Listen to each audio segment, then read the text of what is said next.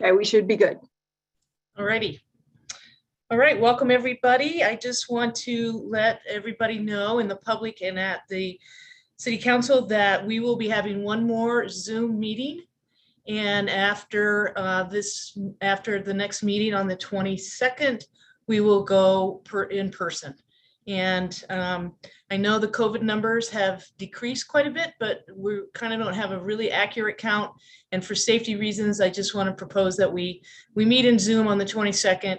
And also the state legislature did pass a law that doesn't allow us to declare emergencies for pandemics anymore. So might as well take advantage of this opportunity to do one more Zoom, stay safe, and then hopefully by April, the pandemic will be gone and we won't have to worry about it. So, anyway, just to inform you of that. And so I'm going to go ahead and call the regular for myself. What's I'm that? glad for Zoom. Just speaking for myself, I'm glad we're doing Zoom tonight. There's something in my shop today. My eyes feel like I don't know, they hurt. And I've looked at the computer screen too long, and now my chair is soft and I have warm socks on and I feel better. Well, good. Carly has sore eyes too, and so she's going to be joining us. We're not going to see her face. We'll just see her name. So I'm going to call the regular City Council meeting to order on March 8th at 6:04 p.m. This is the Moab City Council meeting. And first we'll have Summer do the roll call attendance. Okay, we have Mayor Joette Langanese, Ben Billingsley, Acting Deputy City Manager and Finance Director, Carly Castle, Acting City Manager, Jason Taylor, Moab City Council, Kaylin Jones, Moab City Council, Luke Wojciechowski, Moab City Council, Ronnie DeRessery, Moab City Council, and Tawny Knudsen Boyd, Moab City Council. Thank you, Summer.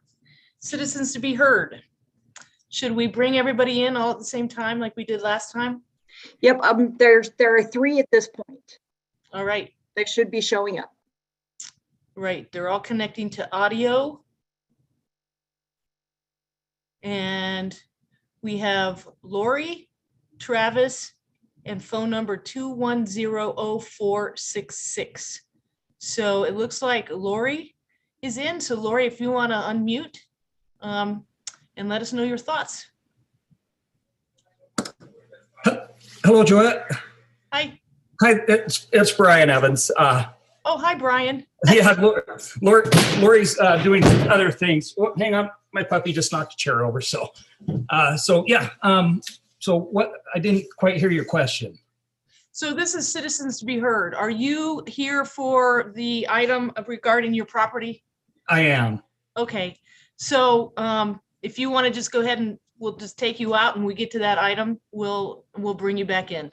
That sounds fantastic. We'll just mute ourselves there. Okay, sounds great. Thank you. Nice to see you. Travis. Travis Clark. You could unmute. There you go. Hello. Hi, Travis. And click on that. How are you? Good. How are you? Not too bad. Good. So, well, I don't know if you guys are aware of the catastrophe going on up here on Arches Drive. Mm-hmm. Yeah, you've heard that? Mm-hmm. Okay, so we live right next door to it. Right next door. Yeah, like we're right next door to it. We're really concerned about 28 people living right next door to us. The bed and breakfast was one thing. It was pretty controlled. It wasn't usually always full, but 2 or 3 people. we have grandkids in a little cul-de-sac. We moved up here so we would have some privacy.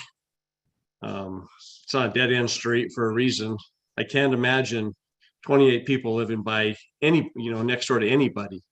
And I know the city doesn't have a number for how many family members, but this is a commercial type operation going on. This is not a motel here. A little bed and breakfast is one thing, but this is a whole different ball game. And I know myself and probably all my neighbors, well, I know they are because we've talked to them. I mean, if this is allowed to happen, I'm going to build bedrooms in my garage and I'm going to rent them all out and put 11 people in here too. And we're going to fill up this whole cul-de-sac, this whole neighborhood. You won't even get up Arches Drive. And everybody feels the same way. This is ridiculous. And it's going to take, I understand we need housing. I get that, but this is not the right way to go about this. Not in a family like this. neighborhood. We're just outraged that something like this could even happen in a neighborhood like this. A few people living in a house because they need employee housing is one thing, but come on, who would want 28 people moving right next door? Really? Nobody. I'm just outraged, and I'm really concerned about what's trying to go on up here. So anyway, and I'm worried about my house depreciating a lot. I'm going to lose a lot of equity. So Not to mention the cars. Yeah, parking. Well, Yeah. Travis, thank you. Appreciate it. Thanks for reaching out, and we'll follow up with staff and see what can be done. I Okay, appreciate it. thank Thank you. you. 210-0466. Hello. Hi. Hello. Hi, Hi. this is Jack Wynn. I live on 105 Arches Drive. I live right next door to Travis, actually. Okay. And I agree with pretty much everything Travis has just said. And I would just like to point out the obvious that, when there's a high density, like housing development that's being planned, there's a whole other set of regulations that apply as far as wider streets, more open space. There has to be a reasonable amount of parking for the number of people expected to live there. And our little neighborhood has none of those things. It's a very narrow little street and it's not even a through street. As Travis mentioned, it's the end of the cul-de-sac. And the only way they can get anywhere close to the number of cars they would need to have there for people, given a reasonable expectation, would be to double and triple park them on the property, which that's just not going to work. I'm really concerned with traffic. I'm concerned with a lot of things that way, and the loss of property value, which I think will come about because of it. And and I would just like to, it seems to me if our concerns are invalid, then why even have those regulations in place when you're talking about high density developments? Why not do away with that? In which case you'd have all the high density housing you needed. You'd have apartments everywhere at that point. If you took away all the requirements for the undeveloped 20% open space and the wider streets and all the rest of it, you'd get all kinds of high density housing in town if that's what they want. But I just think, as Travis mentioned, this is really the wrong place for this. And this isn't about housing. This is really about money. And this thing, it fits the description. They can call it what they want to, but it's basically a corporate bunkhouse, which my understanding is that's borderline discriminatory when you're renting in a residential area, because those people are paying to live there. So they're now discriminating against them or not them, but they're discriminating against anyone else that wanted to live there based on their source of income, because they don't work for that particular corporation. So that's considered what do they call that? A sanctioned,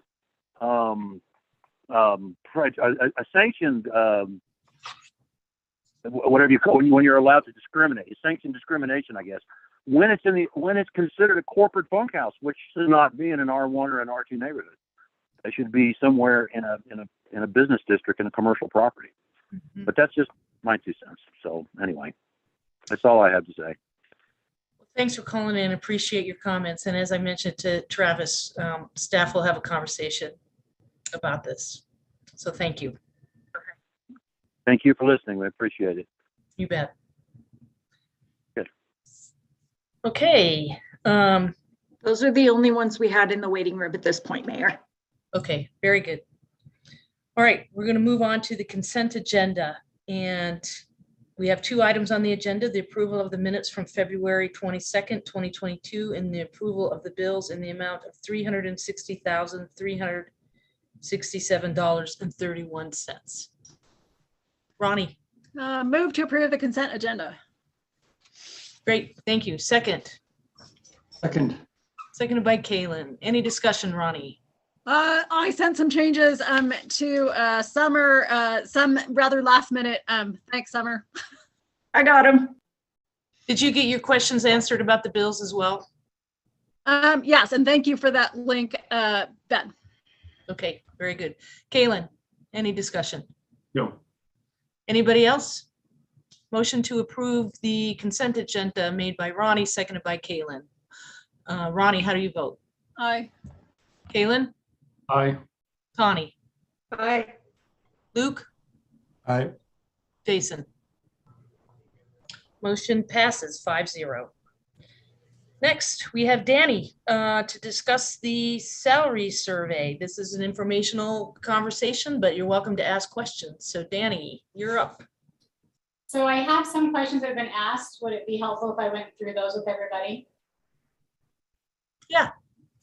Okay, do you want me to share my screen? Please.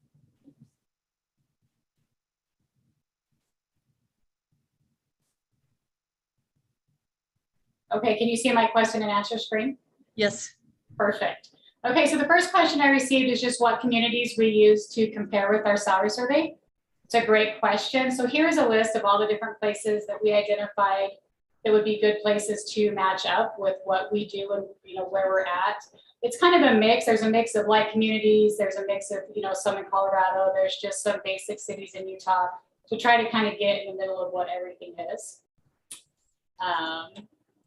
Next, we had a question about compression. Compression is always a question when it comes to salary surveys and how those adjustments will work. When we went through and we broke out into 3 silos, so we have the general staff, we have the utilities and public works, and then we also have the police department. In breaking into those silos, there is no compression identified, so that's great. Compression could be an issue if we left them all on one chart, but since we broke those out, I don't have that exact answer for you. The third question was, what percentage, did we lead or trail the market when we did the last salary survey? So the last salary survey was done in 2016. At that time, we trailed the market by 26.8%, which was about $106,700 adjustment just to bring our employees up to what the minimum needed to be. We did review it again in 2019. At that time, we found that we were really close within the market, and so no changes needed to happen. The question was asked if we've gotten further behind on police salaries. Police salaries are always a question. And if we have, what is the reason for that? It's really a mixture. I mean, the reason of that is the other entities raising wages, competitive nature of law enforcement, and of course, our own unique housing situation. With that said, we're very close. We've done a really good job of keeping up with what the market is with our performance and COLA. So I really think we're in a good place with that. Is there ever a good reason for staff to be below minimum? No, there's not. If they're below minimum, we need to do some adjustments to get them where they need to be. Why would employees be above max? That's a great question too. That happens during performance and possible COLA increases. Once an employee is identified as being above max, they are frozen. They don't receive any other pay changes until the chart moves. And so COLA moves the whole chart. So at that point, if they fall within the chart, they would be eligible for some kind of an increase at the time of the performance. This is my favorite one because it's a long one. I appreciate Ronnie asking this question. What I have proposed is least cost is what's in your packet. And what that means is that's the least cost to bring everybody up to minimum. The question was asked is if money was an issue, what would my recommendations be? Would I have any other, ideas or on this? So just to kind of go through it, the philosophy of salary ranges is that an employee will progress to midpoint in 5 to 7 years in that position. So I just want to clarify that's in that position, that's not with the city, because employees change positions all the time within the city. So just a little note here, years of service adjustment would be 1% for each year of service with the city, regardless of the position. The 7-year service adjustment would be moving all employees with 7 or more years in their current position to midpoint. And then the 5 years, moving all employees with 5 years or more in their current position to midpoint. So what those numbers look like is option number 1 is our recommended least cost option. It's about $47,759. Option 2 is least cost plus years of service. That's that 1% for every year that employees work for the city. That total cost is $87,584. The third option is your least cost plus your 1% years of service, and then also taking anyone with 7 or more years of service in any department with the city to midpoint. That is $94,086. And then the final option is taking your least cost, your 1% years of service, and then moving everybody with 5 or more years of service to midpoint. That is the highest cost, obviously, which is $116,288. I did include a little sample pay range down here just in case anybody had questions on what does it mean to move to midpoint. Does anybody have any questions on any of those? Nope. Okay. Thanks, Danny. Does anybody That's have really- any other questions at all? That was really helpful. I think, yeah, Kaylin, go ahead. So moving everyone who's had to midpoint, who has a certain number of years, does that undermine performance-based salary adjustments? So the theory with it is that your performance-based salary adjustments should move you up to midpoint within 5 to 7 years as long as you're performing. So where we run into the issue is if we go through and we do the salary survey and we find that our ranges are low and we move these ranges up, a lot of times that takes people that have been in their position for more than 5 to 7 years and puts them closer to the starting point. Oh, Does that make sense? So just because we're moving range doesn't mean we're moving people. yep. All right, thanks. Ronnie.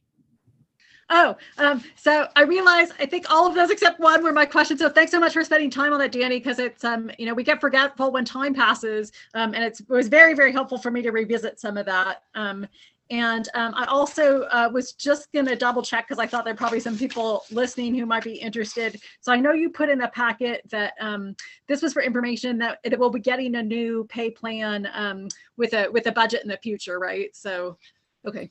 Yeah, we wanted to present this separately because with the pay plan also comes a proposed COLA increase. And so we didn't want to combine the two and kind of muddy the waters. We thought it was cleaner to keep them separate items. Yeah, I found it interesting to look at it in silos. So it's thanks. That's just helpful to look at that way. And then before we see it spread out. Good. Anybody else? Questions for Danny? Is that it, Danny? I guess that's it. I guess you're done with me. All right. Thanks, everybody. Thanks, Danny. That was really good. And Ronnie, your questions were great too for Luke and Jason and myself. So appreciate that. All righty. Thanks. All right. Next item in business and Summer. You might want to bring Brian in. I don't know that we'll need to hear from him, but just so that he's knows that this item is up and it's regarding his parcel of real property. Okay. The first item of business is a proposed ordinance 20204, an ordinance enacting procedures for disposal of parcels and real property owned by the city. And the main gist of this ordinance is to define what a significant parcel is. And Ben, you may want to go into that a little more detail, but that's the main purpose of this ordinance, this proposed ordinance for you to consider. And the recommendation comes from our attorney, but we can have a further discussion about that recommendation. And Ben, why don't you go ahead and take it from here? Yeah, absolutely. So this was an interesting situation where the state requires that we define what a significant parcel is. And that was a definition that we did not yet have. And the reason that the state requires that we define what a significant parcel is because when a city disposes of a piece of property, it requires a more robust public input process if it's considered significant. So in my mind, I've been thinking about this in the context of if it's a property that's currently being used or has the ability to be used, then you would want public input to say whether or not the city should retain that piece of property. Like Ronnie had asked a couple questions, and I think that addressed the first one regarding the definition, but she also asked if it should be like, what considerations should the council make in regards to those metrics of the fair market value at $100,000 or greater or less than 1 acre? Due to this, how the state is defining a significant parcel, or how the reason that it's requiring a definition of a significant parcel, I would not recommend increasing that. I think once you exceed those numbers, then regardless of where the property is or what it is, it has an interest to the public. If desired by the council, you could dial that back And I also have a listing of all city-owned properties so that you could have an idea of, how many parcels are affected by this definition. So currently, with the definition at 1 acre, that constitutes 32 parcels of land. So the city owns 32 parcels that are less than 1 acre. For example, if you set that at half an acre, it would be 24 properties. And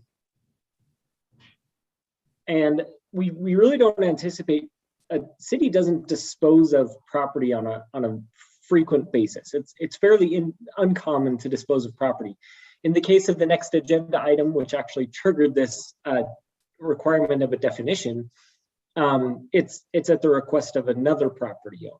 So that's kind of some background of this definition of significant parcel of real property. Questions for Ben from council? Ronnie? Well, I guess maybe this is for colleagues, but I mean, for you too, Ben. So I appreciate, and thanks to Chris McEnany for writing this up, that this also gets into exceptions, because I think it made sense to me that some of these things were exceptions. So the only thing when I was looking at it, not knowing more was, I mean, how do I know if this dollar amount is right? Or how do I know if 1 acre is right or half an acre is right? I mean, I do appreciate that there's language in here that, allows a council to go through a public process, even if they have a property that's not triggering these 3 items, if they think that there's going to be community concern. So I guess that was just the only thing I was hoping, if other council members felt strongly that any numbers needed tweaking in terms of the acreage or the money amount. Otherwise, that was kind of my only question for the group. Thanks. Anybody else? I'm going to ask for a motion to approve proposed ordinance 2022-04, an ordinance enacting procedures for disposal of parcels of real property owned by the city. Have a motion?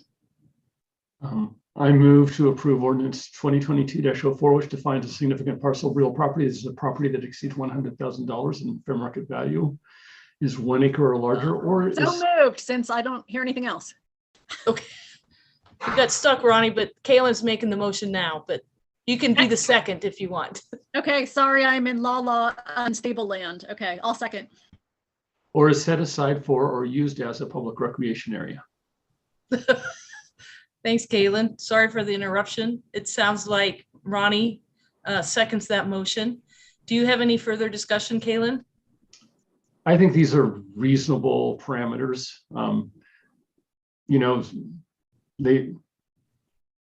Yes. Okay. So especially number 3, it seems like that's where people get attached to things. And it may be smaller than either of the previous 2, but I think it's sufficiently captures the range of properties that the public might have an interest in. Thanks. Ronnie, any discussion from you? No. Tawny? I just agree with Kaylin. I think that these are reasonable and defensible, and I don't think there are many pieces of property that the public is going to have that great of an interest in that are like this. So I'm fine with this. Thank you. Luke or Jason, any comment, question? All right. Motion to approve proposed ordinance 2022-04 made by Kaylin, seconded by Ronnie. How do you vote, Kaylin? Aye. Ronnie? Aye. Tawny? Aye. Luke? Aye. Jason? Aye. Very good. Thank you. The next item is a proposed resolution 09-2022, a resolution authorizing the sale of a remnant parcel of real property that's located at 390 East, 100 South. This is an interesting dilemma. How did this happen, Brian? I have no idea. I moved onto the property in '97, and the people that owned it at that time, I ended up buying the property in 2004. And originally all the mapping and survey stuff that I got, the the easement was from curb 13 feet in. And so when I built in 2014, I had the plans all approved, had everybody come out. The city even mentioned at that time that we had a driveway, and there was 2 driveways on the 100 south side. And the city had it, came out, looked at it and said, I needed to move that driveway only because it was too close to the stop sign. And then they allowed me to cut a new driveway in on the 400 east side. And then once we had the lot lines all set, they came out, inspected it, and said, everything looks good, you're good to build. And so I don't know what happened until I decided to try and sell the property. And then we had it resurveyed, and suddenly that 13-foot easement was like 36 feet. So I don't know how it happened. But the interesting thing is, on all of the other plot maps that we've looked at, it's just our piece of property. That little easement is just this piece of property. It doesn't extend into the one to the south of me, and it doesn't extend across the highway into the ones to the north of me either. So I don't know. Huh. Interesting. Well, there's a lot of interesting things that happen in Moab in the day. We'll never know the answer to them. Ben, Ben, do you have anything you want to add to this? I do. Yeah, Ronnie had a few other good questions that I think are worth addressing at this time. She wanted to know what, if there are any other properties that fall under the same situation or similar situation that we could be addressing in the future.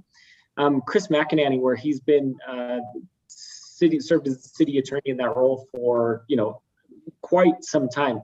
He has already dealt with this, and I have actually identified at least 2 other properties where this falls in the same situation. And these aren't, this isn't a professional survey. Essentially, this is looking at our GIS maps overlaid with the parcel maps.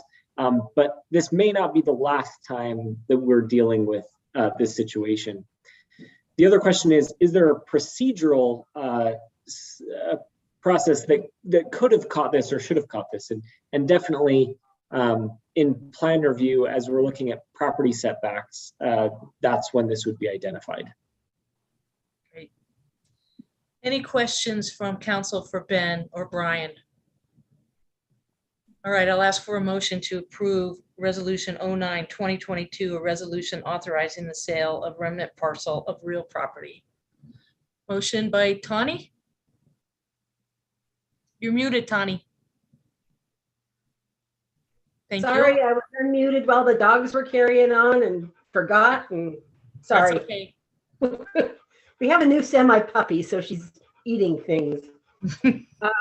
I move to approve Resolution 09-2022, a resolution authorizing the sale of a remnant parcel of real property. Thank you. Second. Second. Second by Kaylin. Any discussion, Tawny? I don't have any. Kaylin? No discussion. Ronnie?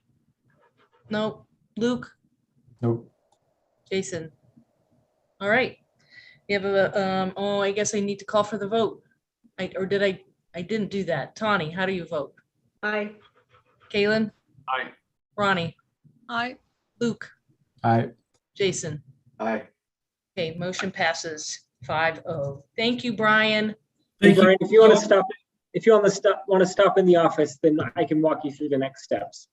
Okay, one question I had, and maybe Preston here can articulate it better than I can. Yeah, we were just curious if the ability to proceed with that quitclaim deed could happen at closing, just because 11,000, in most circumstances, people aren't ready to purchase property that they thought they had owned. And we're just trying to maybe see if we could add a small, addendum or a clarification on that signature on that form that needs a signature, just because he's happy to pay it, but most people don't have that type of money. Most of it's invested in the equity of their house. Yeah, that should be fine. With the council's approval now, it's just conditional on that payment, and so the quitclaim can be recorded on the receipt of the payment. So at time of closing would be fine. Perfect, fantastic. Thank you guys so much. I appreciate your help in all of this. You bet. Thanks. Nice to see you, Brian. Nice to see you too, Duet, and congratulations. You too, Thank you. Jason, and everybody else. Thanks. Thank you. Bye. Okay, moving on to old business. These 2 items were tabled at our last meeting pending some attorney conversation, and it appears as though those questions are answered. So I want to Ask for a motion to propose resolution 06-2022, a resolution approving the lot consideration of properties located at 241 East 100 North. Luke? Yeah, I move that the Moab City Council approve Moab City Resolution 06-2022, a resolution approving the lot consolidation of properties located at 241 East 100 North, Moab, Utah 84532. Great. I'll second that. Second by Jason. Motion made by Luke. Discussion, Luke? Jason? Anybody else? All right, I'll call for the vote. Luke? Aye. Jason? Aye. Tawny? Aye. Ronnie? Aye. Kalen? Aye. Very good. Motion passes. Next item is proposed resolution 07-2022, a resolution approving the lot consolidation of properties located at 196 North, 200 East, and 110 North, 200 East. Motion? Tawny? I move that the Moab City Council approve Moab City Resolution 07-2022, a resolution approving the lot consolidation of properties located at 200 East 196 North and 200 East 110 North, Moab, Utah 84532. Thank you. Second? I'll second. Second by Luke. Discussion, Tawny? Luke? Nope. Anybody else? Ronnie? All right, I'll call for the vote. Tawny? Aye. Luke? Aye. Jason? Aye. Ronnie? Aye. Kalen? Aye. Motion passes 5-0. Okay, now we've got Chuck up to discuss the approval of a 5-year transit pilot project budget. And this is referring to the ARPA funding that was received in the amount of $1 million. That's money available for a fixed 1-year route for the MAP transit project. And details about that project would be handled through the vendor when we go up for the RFP. And Chuck, you could probably explain this a lot better than me, so I'm going to turn it over to you. Okay. Yeah, good evening.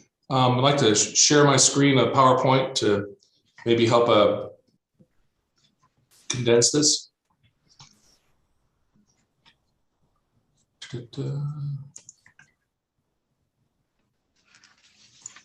Let me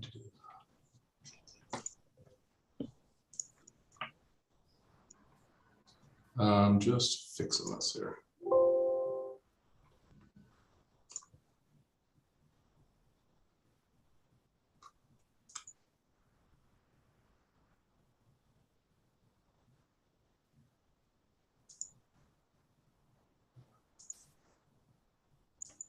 Be right with you here.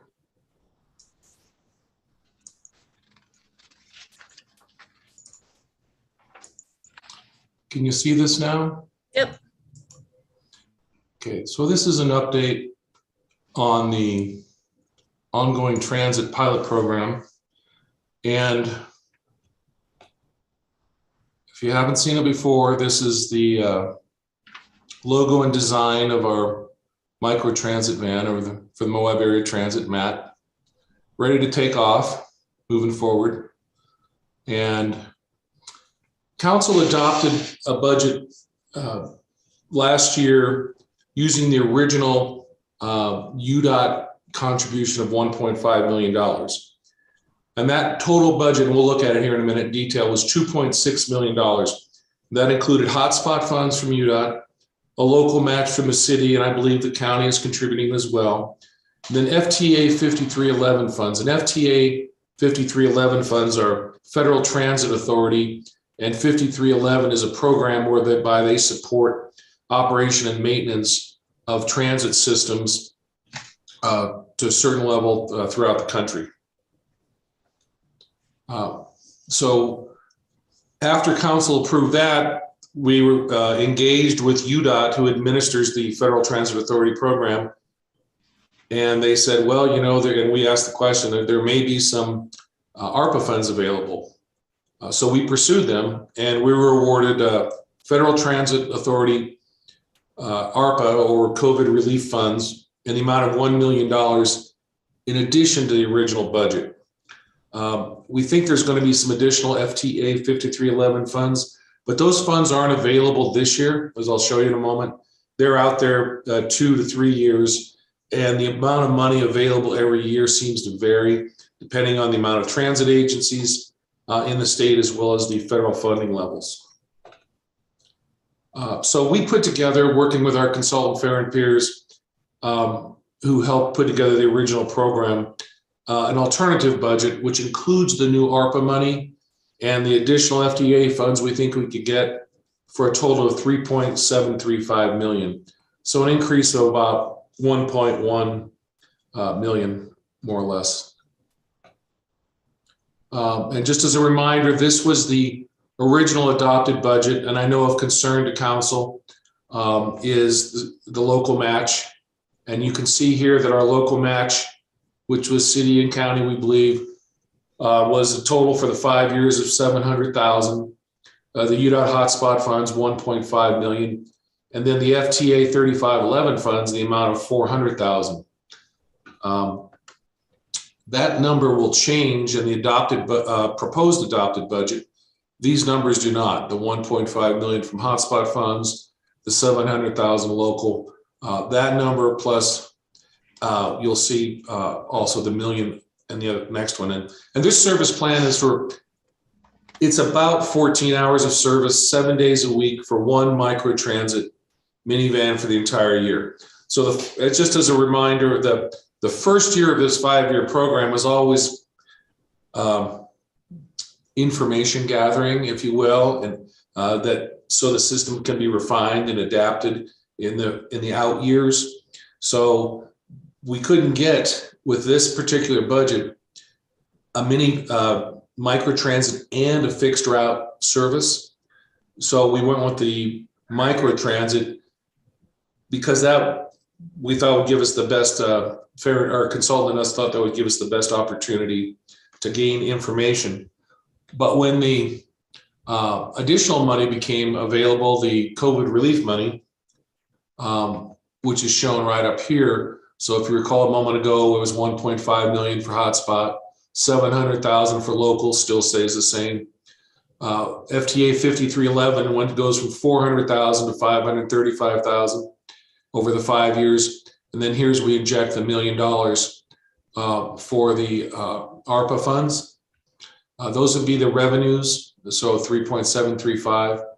And then the expenses would be, so again, we're setting the stage. We have a almost complete request for proposals, an RFP to go out for vendors. Certainly locals can bid it, respond to it, but there are transit authorities throughout the Mountain West that we've been in contact with. We hope will also respond.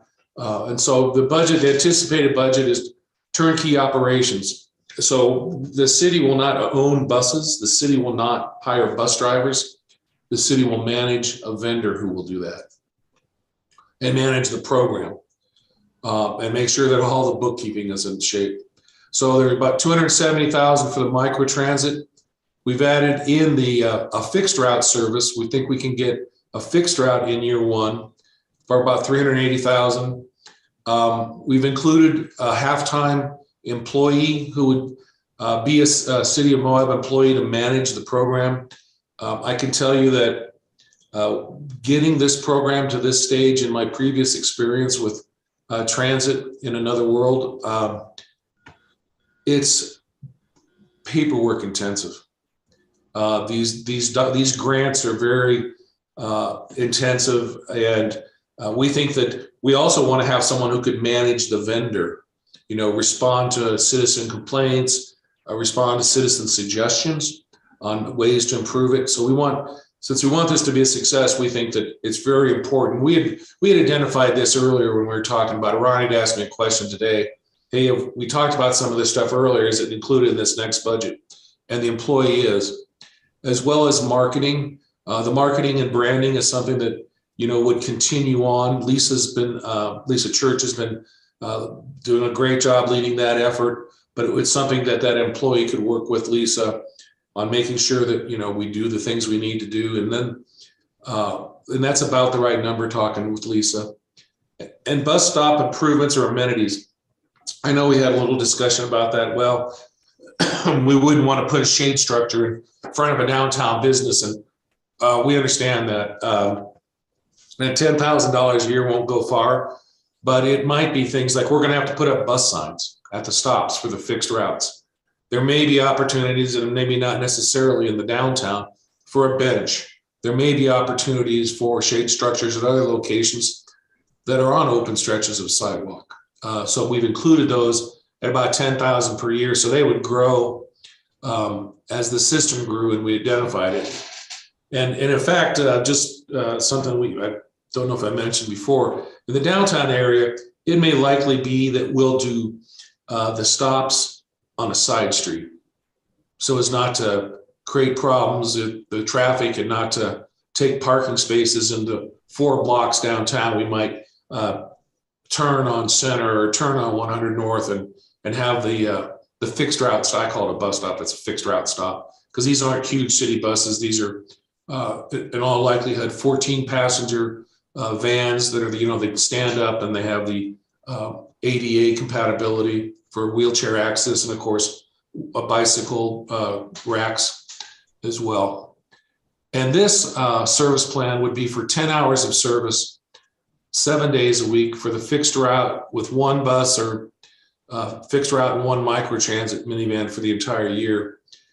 And I want to point out that, you know, based on Fair and Peer's research and our research, we're assuming these dollar amounts. The microtransit's going to be about $75 per hour, and the fixed routes about $105 an hour.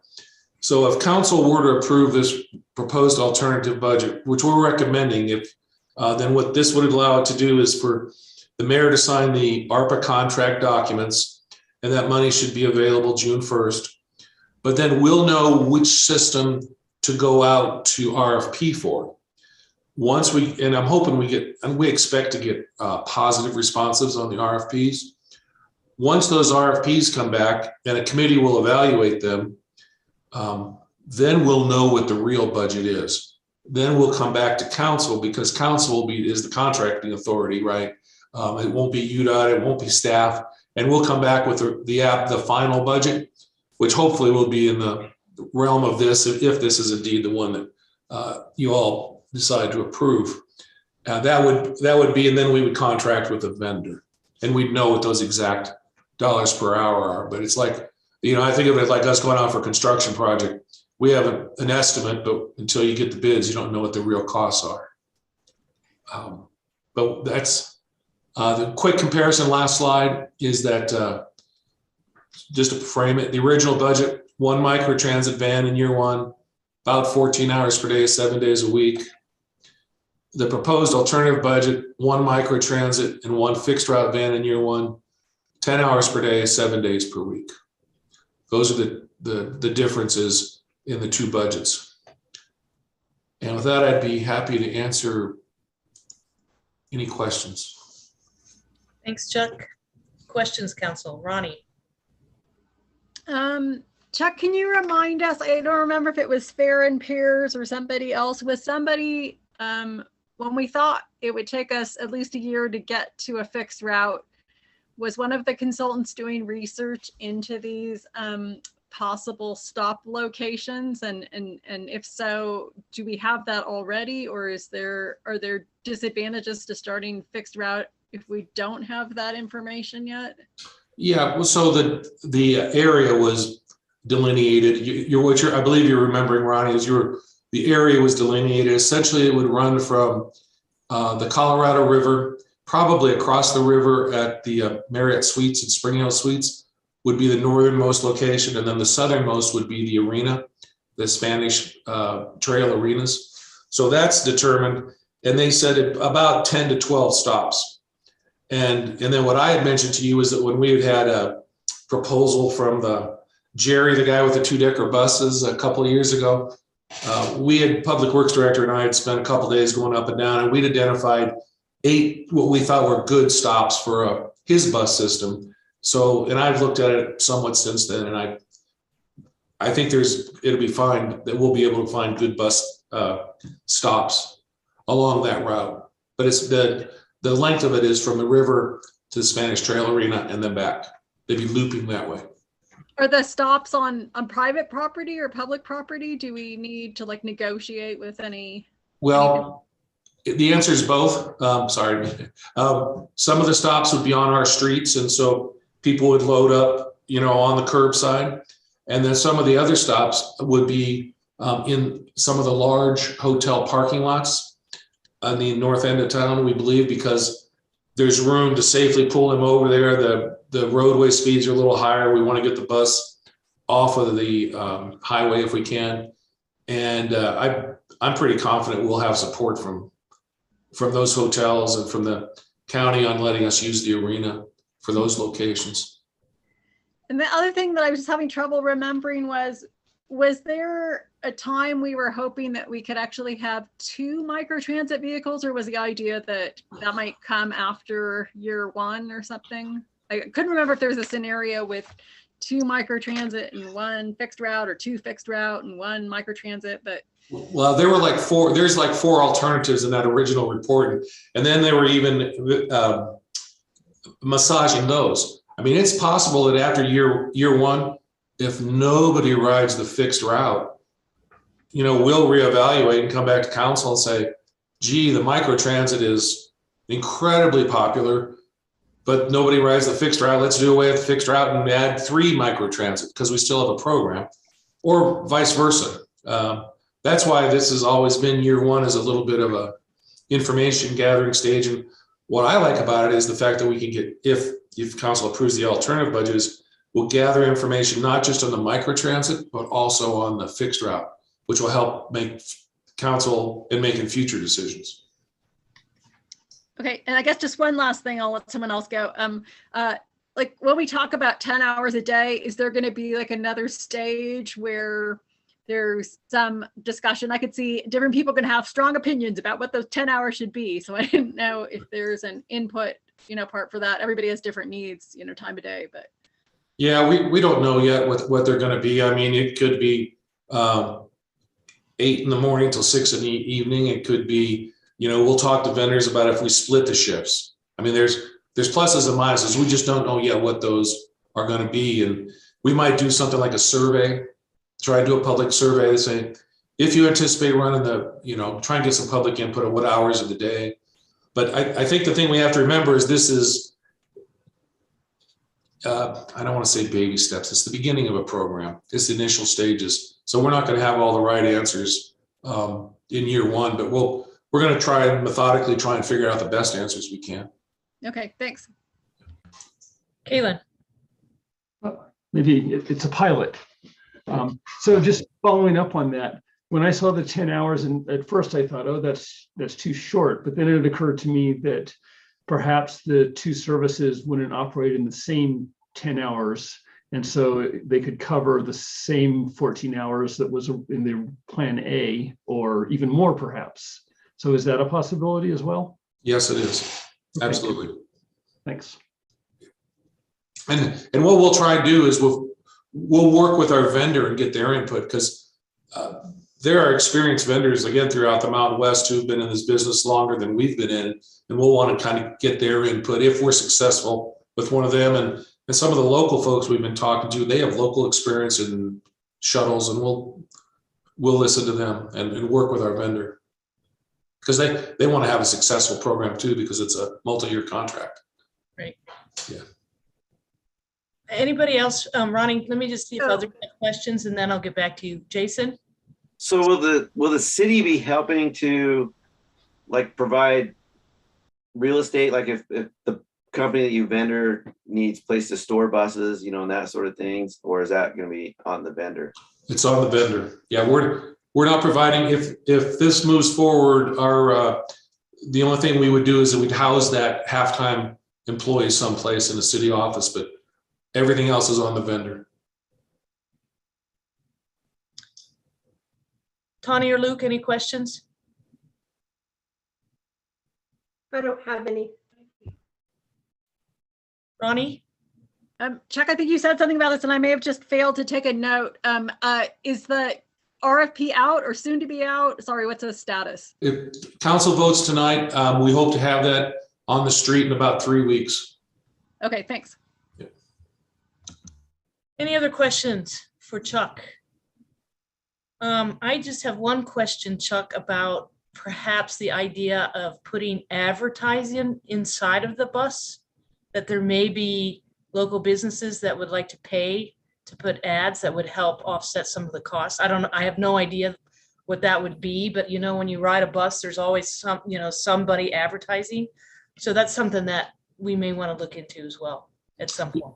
We've had those discussions, and once we get a vendor, we would come back, find out what the possibilities were, and we probably want to get some direction from council on that, because sometimes what types of advertising you'd be willing to approve or not approve. Right, in the whole process, because there would only be a limited number, and I imagine there'd be a lot of takers for only 2 buses. That's right, and I think in the first year, that's one of those things that'll come up. Right. They advertise on every shopping cart in town. I'm sure they do something on the bus. Right. All right, I'm going to ask for a motion to approve a proposed alternative budget dated March 8th, 2022, including FTA, ARPA funds, and authorize the mayor to sign appropriate contract documentation as needed. Tawny? I move to approve a proposed alternative budget dated March 8th, 2022, including FTA, ARPA funds, and authorize the mayor to sign appropriate documentation as needed. Second? I'll second. Second by Jason. Any discussion, Tawny? No. Jason? No. Anybody else on the council? All right, I'll call for the vote. Tawny? Aye. Jason? Aye. Ronnie? Hi. Luke? Aye. Kalen? Aye. Motion passes 5-0. Thanks, Chuck. Thank you. We'll be back. I'll be signing those documents. You should have them tomorrow. Okay. Okay, next item. This is the Walnut Lane Public-Private Partnership, or P3, as we've come to call it, consideration.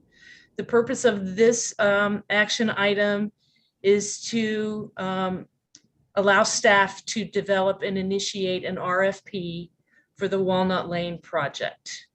And so I think there'll be plenty of time for council to review the RFP. What you have in your packet is just a rough draft, I believe. There'll be more opportunity for us to weigh in on that draft. However, I don't know that we want to take too much time. So I'm going to open this up to Ben and Carly to begin this conversation, and then questions from the council, and then we can go from there. Thanks, Mayor. I think Ben and I are going to tag team this because Ben was instrumental in producing that RFP draft for your consideration. And I want to thank you for letting me present this agenda item with my camera off since I'm feeling under the weather. It's a bit awkward, but I think we can muddle through. Like the mayor said, the purpose of this agenda item is to get direction from you, the council, about whether city staff should issue an RFP to pursue a public-private partnership with the developer to redevelop the Walnut Lane property. We've had some offline conversations with individual council members that have helped us flesh out this option a little better, and we just want to get some more formal direction from you tonight. I do have a presentation, and we've gotten some great questions from some council members that I want to share with the rest of you. So I'm going to share my screen if you don't mind. Some of this is, information we have gone over many times as we've discussed the options to redevelop this property. And I just want to give you all the opportunity to discuss these or ask questions as we go through them. It's a lot of information. It's a complicated decision, so I want to give you that opportunity. First is the continue as planned option. This option is the one we're most familiar with because it was the original idea for redevelopment of the Walnut Lane property. We've tried to do it, and we know a lot about what it looks like to work through it. Right now, does anyone have questions about that? And that's my dog playing with a squeaky toy. I apologize. That was Tawny's dog. No, I'll blame Tawny's dog next time. No, he was choking because he drank water too fast. She really likes it. It's from the Barkery and it's a huge hit, I'll tell you. So any questions about alternative one for now? And I can't see all of you, so speak up. No, okay. Yeah, we know what this means. Alternative two, as we discussed I think the last meeting that we had, the Walnut Lane on the agenda, is the pursuit of a public-private partnership. Now, none of the pros and cons have changed on this slide. This is all information you've seen before, but for the public's information, we would publish an RFP. In this case, we've chosen an RFP for a development team with the experience needed to manage this project and to complete it. And we want your input on the substance of an RFP in case it would be, you recommend it to be issued. And we're just here to sort of work through these particulars. One of the council members had a really good request for information about what kind of staff would be required to actually realize this pathway, this alternative. And we've produced some information. I appreciate the question because it's a great question. What I would have in mind, and I want Ben's input as well, we would need a full-time employee, similar to the special, I think the special projects manager is what Caitlin Meyer's position was called, but I would probably more accurately title it the affordable housing manager. And we have a number of requirements for the skill set here on this slide. We're probably looking for someone with a master's degree in planning with extensive experience when it comes to redevelopment of these kinds of properties. And the budget would be, again, this is flexible depending on what kind of talent we recruit, but it would be between about 114 to 160 is what I understand. But this person we would want on board reasonably soon. I think we can move forward with the issuance of the RFP and sort of a negotiation of a contract with existing city staff and maybe a contract firm helping us negotiate it. I have in mind someone like BAE who specializes in these kinds of developments to help us with the contract development. So we wouldn't need to wait for this person to get on board to pursue this option, but we would want them certainly to help us make sure the redevelopment occurs and then to provide alternative and new affordable housing policies for the future. Are there any questions about this? Yeah, Dylan. Yeah, so the annual budget for the position is not the salary, that's the fully enrolled. Yes, that's the total compensation. And that the salary itself is about 60% of that? Roughly that. So I would say 114 is like the lower end of the compensation. And it's like more like realistic about what we have paid in the past. But with like this requirement for a master's degree and just sort of like this higher level of expertise, I just wanted to give that kind of flex amount. But the lower end is what we have devoted in the past. Okay, so, but this is the type of position where we're competing with the private development market, and exactly. A little hard to imagine someone with this skill set and experience coming to the city for $70K. Yeah, exactly right. So I think that we would need to budget for a little bit more. And that would be certainly an investment for a position like this. Okay, thanks. Luke, did I see a hand from you? No. Oh. No. Anyone else? Ben, do you have anything to add to this? Very briefly. And this ties kind of more broadly to the conversation about staff resources required for the various options. Internal development has a lot of significantly more staff requirements that are maybe considered overhead costs, but still cause a drain on the departments as a whole. So both the treasurer's office and the facilities department both have additional needs in the internal development, not related to P3. Thank you so much, Ben. All right, with that, of course, we can answer questions if they come up, but we'll move on to Another familiar option or alternative that we had discussed, which is a hybrid option, and this could look a lot of different ways, but it's sort of maybe we develop part of the project and the developer basically develops another part of the project. Still very much something that we can pursue. This might let us most appealing option is that we would, or part of this option is that we might be able to use some of our ARPA funds to accomplish this goal. So it's hard to walk away from that kind of funding. And then we have a fourth alternative that we wanted, we were asked to more fully explore by some council members. It's one we haven't really broached seriously before, but we're happy to help educate you on what we're thinking the pros and cons are. But this is selling the property outright. If there is, I think the council is trying to understand if there's a way we can sell the property and still realize a lot of the affordable housing goals that we might have in mind when the council purchased it several years ago.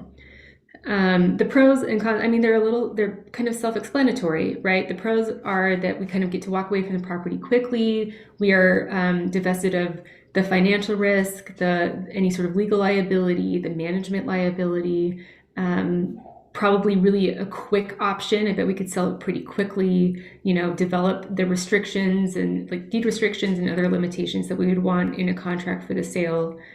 So we would be able to sort of get a lot of the things that we had in mind for the property without sort of the weight or the burden of developing it ourselves or overseeing someone develop it. The cons are we lose a lot of control over what the property looks like, and we lose a lot of control maybe over what the ultimate relationship of the tenants will be with the final redevelopment. So those are also very important values to this council. So it's likely we'd have some control over certain components of that, but we would also likely be but unable to control every single outcome. The contract of a sale can look a lot of different ways, that can be negotiated a lot of different ways. We'd have to know more about what you were interested in to know whether it's feasible. Going through these pros and cons, are there questions? I want Ben to feel like he can jump in to give his insight about what he thinks this kind of could look like.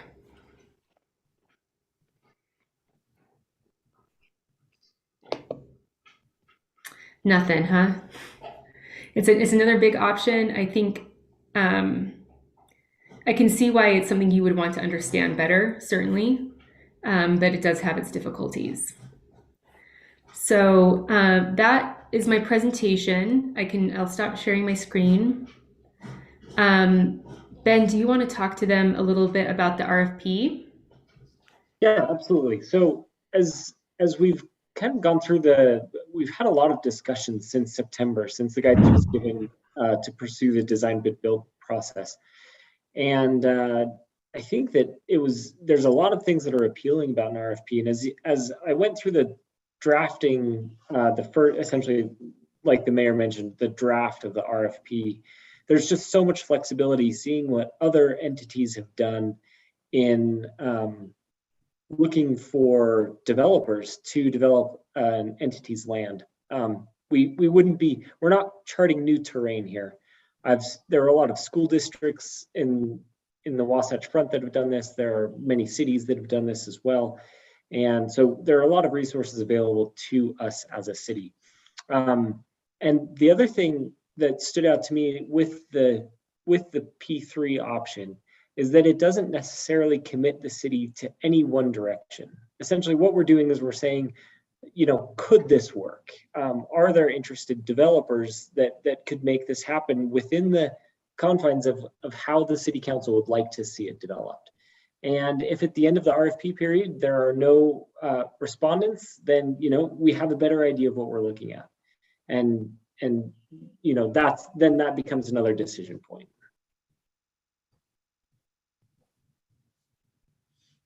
Yeah, so we're asking whether you want us to issue the RFP. I think the staff recommendation is that we do that. It maximizes our options moving forward. We're not closing off any sort of alternative. We can gather more information. We can understand better how realistic that option is. And it will be very informative as we decide ultimately what to do with Walnut Lane. So I think that's our insight for now. Great. Thanks, you guys. Any questions for Ben or Carly before I ask for a motion? All right, I'm going to request a motion to direct staff to publish an RFP to solicit developers for proposals to enter into a public-private partnership for the development of Walnut Lane Apartments. I can do that. I just had to find it. Okay. I move to direct staff to publish an RFP to solicit developers for proposals to enter into a public-private partnership for the development of the Walnut Lane Apartments. I'll second that. Motion by Tawny, second by Jason. Any discussion, Tawny? I like what Ben says, that this does not lock us into anything, and it still leaves us the option of selling the property outright with deed restrictions. I don't know if it makes sense to work on both of those items simultaneously, but or if that's just too big of a lift. But I like the idea that we're not locked into anything, that we're just asking to see if somebody out there has experience and can make this work. Great, thanks. Jason? No, I'd agree with that too. I think we're far enough along in this project that we need to at least explore this and see what happens and see what comes about before we move on to other ideas or scenarios. Okay. Kaylin? I'm not going to be supporting this. I feel like we've been attempting this for a couple of years. We've had ample opportunity to do this, and given the staff resources that were both spelled out, as well as sort of the in-house current staff burden, I just don't think it's realistic. I mean, we have not been able to fill positions that have significantly less experience and knowledge requirements than what was spelled out. So I am extremely skeptical that regardless of how the RFP comes back, the proposals come back, that the city is going to be able to meet that those firms and to be a responsible partner on the public side. I feel like the city has an important roles to play in terms of providing more attainable and affordable housing in the city via zoning and other tools, but this is too big and complex of a project given our hiring capabilities. So I'm ready to move on and initiate sale of the property. Ronnie? I have a few things. One is, I know we don't have Caitlin anymore, but I am hoping that we as a group at some point here can establish, I don't know if the city is taking any proactive roles to kind of keep the residents up to speed or just update them on kind of where we're at. So that would be my first request, is that we make some effort to kind of let them know, just an update of what's going on. So that seems important. I also was wondering, what is the cost of an RFP? Because I appreciate certainly what Kaylin's saying, and I have some of the same concerns, but I was curious. I've obviously takes us time if we're going to put it out there, and it takes staff time to put it out there and to review anything that comes back. Are there other costs I should know about? I'll throw that out to Ben and Carly. Yeah, I mean, short of, hiring consultants on an hourly basis to assist in the drafting of the RFP, it's primarily staff time. Okay, and let's see, I was wondering, not to overcomplicate it, but if one does put an RFP out there, and I noticed, in the draft, there's a diagram of, I think what we had from Architectural Squared. Obviously, people have invested a certain amount of time, getting feedback from residents and neighbors, and we know about things such as neighbor concerns about height if you put it in, keeping that further away from some of the neighbors in the back there, and that's why some of the designs came in with the height more on the Walnut Lane line. But I didn't know, is that kind of information stuff that can be passed, if you do an RFP, that can be passed on to people so that that person doesn't have to reinvent the wheel with that input from the community? I don't know what the best way to do that is. I just hate to see people work twice. The language in the RFP drafted would make that already designed project available, but not mandated. Okay. So if they had an alternate proposal, and I think that's one of the interesting things about a P3 is that you have people who view it differently and would have, different proposals to put forward. Okay. So I guess I will say in my reports later, I'll talk about a conversation I had with Amy Rowland, who's helping with the land trust, who many of you may know is Audrey Graham's sister and has 30 years in affordable housing development using public and private financing. And I had a real reality check talking to her. I wish the city had spoken to someone with her expertise years ago. I think it could have set us on a different path. And so I will be trying to pass her information on. I guess given that the costs are relatively minimal for doing the RFP, I'm willing to do it. I admit I also don't have great hopes that somebody will take this on, but I'm willing to be pleasantly surprised. And I do appreciate that the staff, went to the efforts they did to, write it asking for creative solutions, especially when it comes to rehousing. So I guess that was my discussion. Luke. Yeah, definitely have a lot of thoughts about this. I'm just going to be frank, and I think selling it outright for me is probably the option that's like least palatable, as I think that's the one that's going to lead to the quickest displacement of the residents. We already have a ton of displacement occurring and on the cusp of occurring within our community, to like the segment of our community that is at least in a position to be able to react to these types of occurrences. And these are, I know we're focused a lot on the financial cost of this, but I'd really like us to focus also on the human costs of all of this. These are members of our community. These are students in our schools. These are employees at our local businesses. Our local businesses are already struggling to maintain employment levels. And I think it's pretty certain to say that a very significant portion of these people, along with the other people that are currently being displaced, will not be able to get rehoused in our community, and we're going to lose them. We are an economy that is dependent on the tourism industry, which needs a lot of employees. And I'm concerned that we are basically shooting ourselves in the foot long term just to kind of wipe our hands of this ugly situation that we've gotten ourselves into. I'm definitely open to putting out the RFP and seeing what's out there rather than just kind of trying to wash my hands of the situation right now.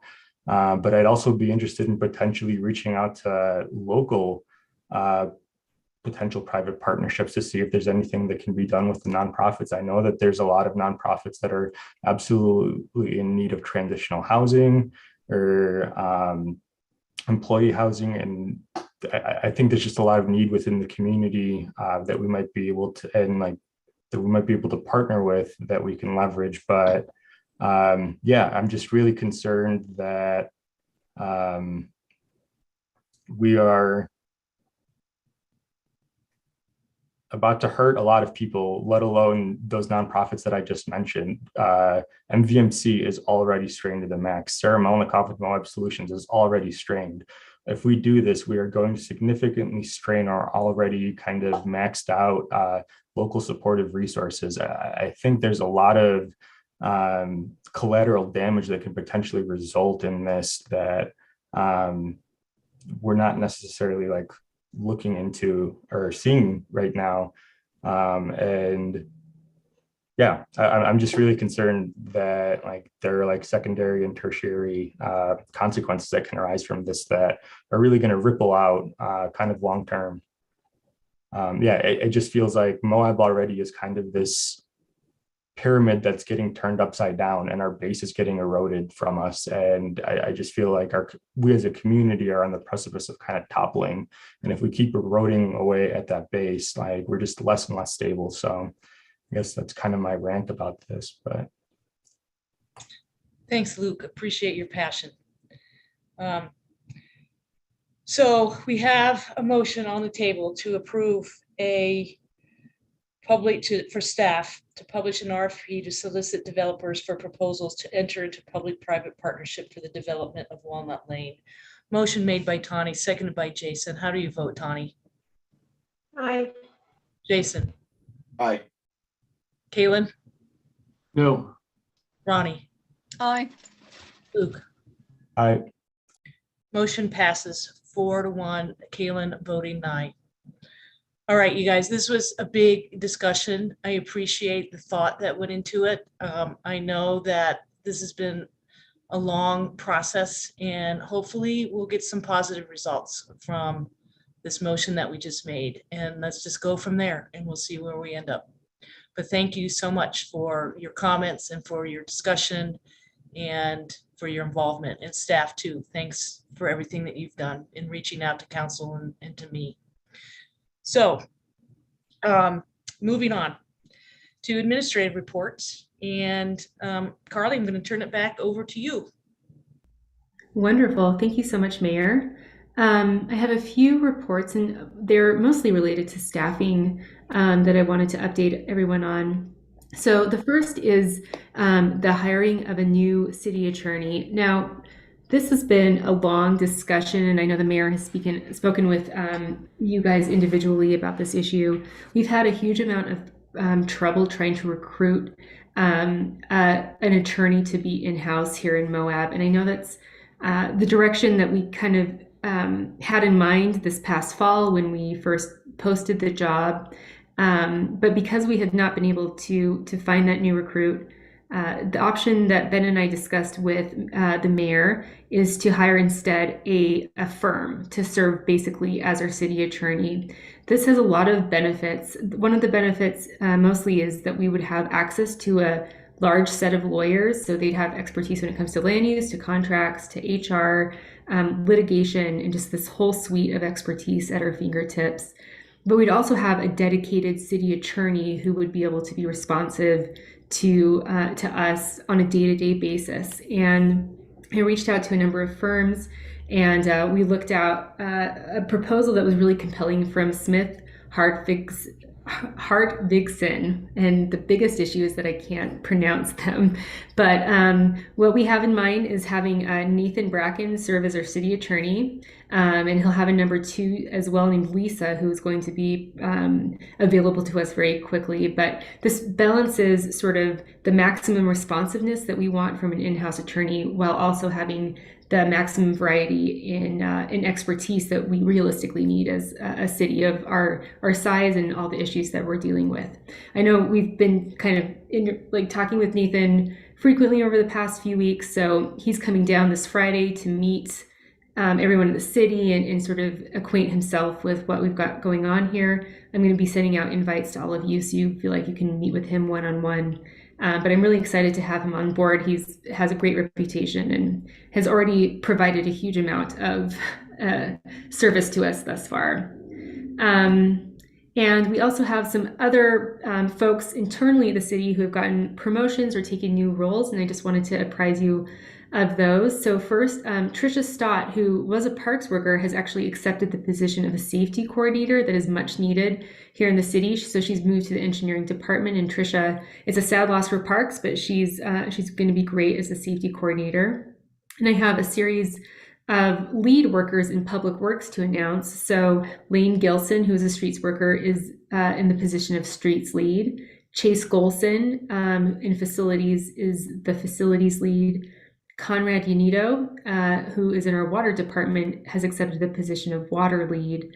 And William Gay, who's a parks worker, has actually just moved over to the streets workers. So we've had some movement within parks, but we have some new leads there in our public works department. And I want to congratulate all of them on their promotions. Finally, Chet Wareham, who used to be a streets worker, is now our new fleet mechanic. So congrats to Chet on those promotions, and really appreciate that they have stepped up and accepted those positions. And finally, I want to remind everyone about strategic planning, which is next weekend. So March 18th and 19th, we're going to be here on a Saturday doing some planning for our budget in the next year.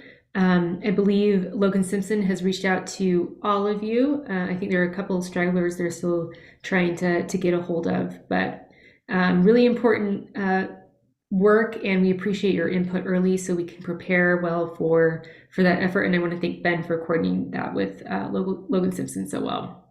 And that's all I have. Thank you. Thanks, Carly. All right, Mayor Council reports. We'll start with you, Luke. I participated in my first planning commission meeting as the city council liaison. And we were talking a little bit about the AEH amendment.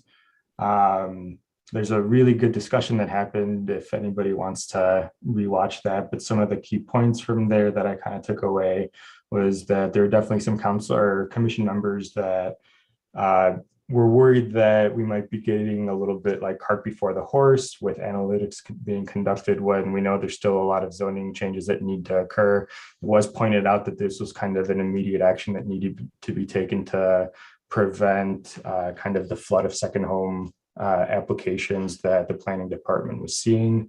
There are some concerns that if too high of a percentage gets brought back to us by BAE, that city council will potentially try to implement a percentage that doesn't make this feasible for developers to kind of implement a la the pad.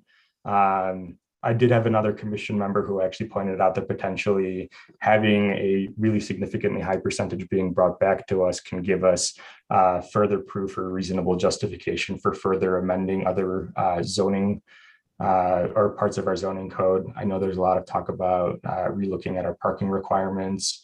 And then, yeah, kind of talked about the Water Now Alliance presentation.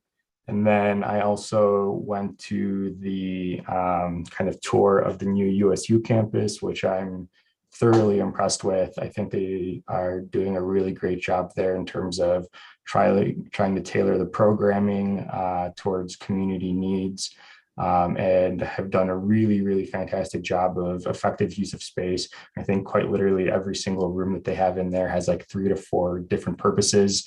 I think has the potential to be a real asset to our community. But I think that's about it. Thanks, Luke. Ronnie. Unmute. Okay. I had a meeting with Moab Valley Multicultural Center on the 24th of February, and on the 2nd of March, I had my little one-on-one with the Logan Simpson consultant about our strategic planning.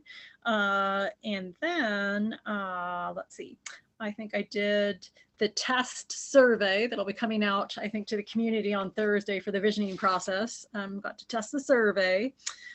So people should be on the lookout for that. We had a grand water and sewer service agency on the 3rd of March. Biggest thing to report there is I am trying to get straight on all my acronyms, but just as kind of a reminder to folks, the agency is made up of 3 districts: the Spanish Valley Water and Sewer Improvement District, the Grand County Water Conservancy District, and the Grand County Special Service Water District. And so Trish Hadeen is the county commissioner, and I happen to be the city council member sitting on the special service district.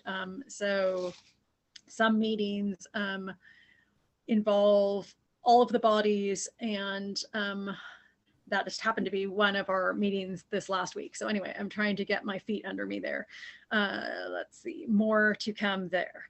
On the 4th of March, I had an introductory discussion with our new attorney, Nathan Bracken. I was going to ask Carly, maybe at some point, if council could be sent a list of all of our various attorneys, because we have so many, I don't need to contact them, but it would just help me keep track of who's who. Like I know Smith, we have a water attorney at Smith Hart Vixen, but some of our land use might be different. And I think we're still using Chris McEnany for something. So that'll just help me keep my ducks in a row.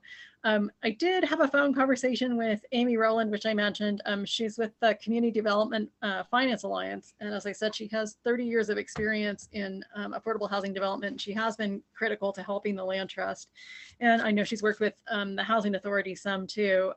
So honestly, some of our discussion just blew my mind a little bit in terms of, I feel like a lot of time and grief we could have saved if we spoke to someone at her echelon of expertise earlier on. So I will, her time is limited, but at the same time, I did ask her if it would be okay to maybe set her up with someone like Ben. So maybe even if they had a brief exchange, I just found it very valuable to have some of her wisdom imparted into my brain and try and digest. So let's see, I also had a visit with our visioning consultant, David Burrell, when he came to town, attended lots of legislative briefings. In the course of my happenings for the week, I'll just throw out a few questions I know we need to address. One was that the Mill Creek Community Collaborative, I know, met again this week, and we hadn't been sure if they were still going to be meeting, but they have decided to meet for another year. So just a reminder that we do need to assign someone from the city to attend those meetings. Before it was the mayor and Karen Guzman Newton who went, so I don't know if one or two people from the city will want to go or if Annie's interested. Did get a request from a resident that we look into the mayor's monarch butterfly pledge. So I am supportive of that if anyone's interested. And thank you to everyone for the bunkhouse emails. My understanding, if anyone's listening and it's helpful, is that council will be getting an update, or just so we understand everything that's going on from staff after this meeting, because they've been busy with other things. So then we should be able to pass that on to you. And I think there are other things, but we'll leave it there. Thanks, Ronnie. Caleb. I attended a Moab Dark Skies meeting, and it was the last meeting of this entity in the form that it has existed for the last 6 years, I think. So thank you, Mayor, for your leadership of that body in a different capacity. I think it's done a lot of good.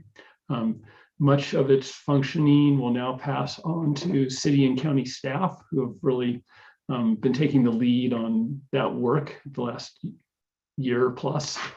I attended a solid waste special service district meeting and mainly discussed equipment maintenance and purchases, as well as inflation pressures, which might ultimately affect our pricing.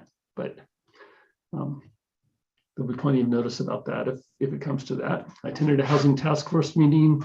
Work on the revising the Moab area affordable housing plan continues. So hopefully that will be done within a year and can serve to continue to inform our decisions, such as for R3, R4, and others.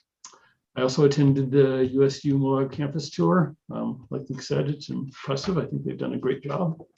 Attended a Community Renewable Energy Agency board meeting, and one of the things that is being worked on is that, so it has 3 significant committees, one of which is program design, which is kind of the nuts and bolts of how this program will work in terms of the rate structure and terms of renewable energy delivery.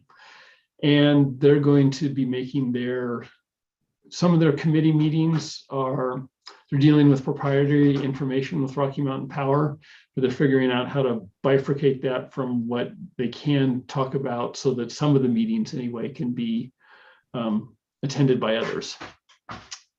And they also have a low income housing survey out, just getting input because there's a low income component of the effort.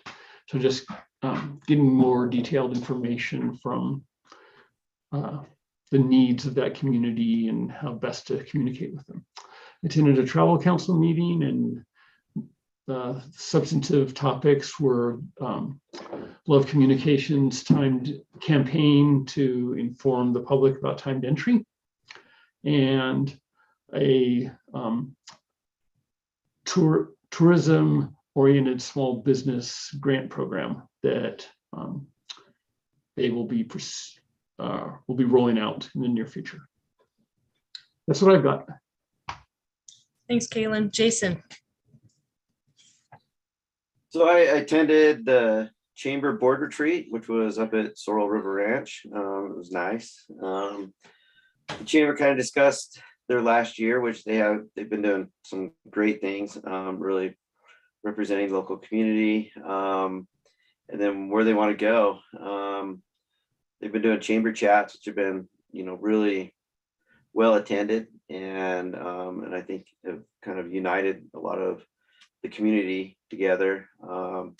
Chamber is able to give out is planning on giving out 4 $1,000 scholarships to locals, and then they're trying to hopefully see if they can't find like someone to help at the chamber, like a Vista worker in the future or something like that. I feel like they could really use one.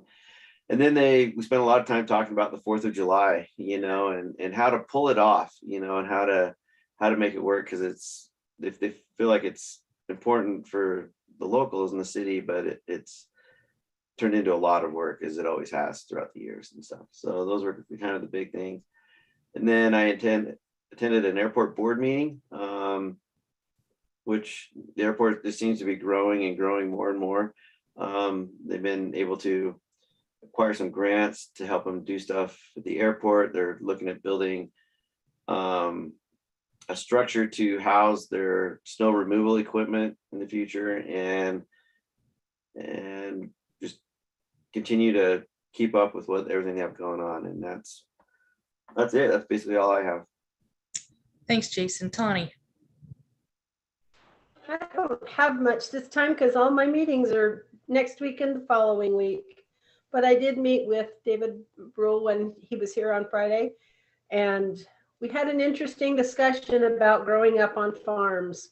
I grew up on a farm with cows and horses, and he grew up on a farm with kangaroos and wallabies.